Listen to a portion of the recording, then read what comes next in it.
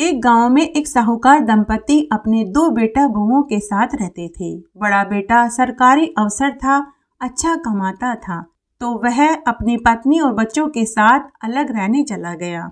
छोटा बेटा दिहाड़ी मजदूरी करता था, कभी काम मिलता था कभी नहीं मिलता था। छोटी बहू लोगों के घरों में झाड़ू पोछा बर्तन करती थी।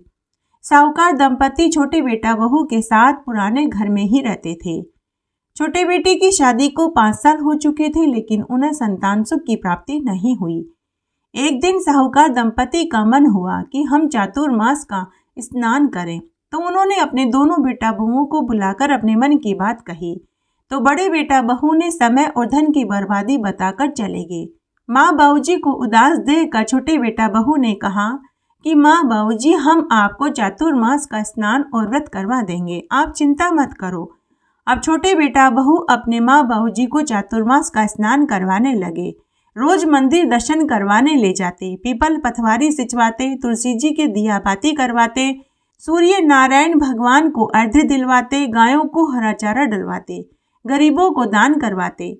बहू अपनी सास ससुर के कपड़े धोकर आंगन में सुखाती, उन्हें दिन में 3 बार चाय दूध देती, शाम को गरम गरम भोजन खिलाती, रात्रि में उनके पांव दबाती। इस तरह 4 महीने का समय बीत गया। तब चातुर्मास का पूरा फल पाने के लिए उद्यापन में उन्होंने 2 जोड़ा जोड़ी ब्राह्मणों को हलवा पूरी खीर खिलाया और खूब दान दक्षिणा दिया।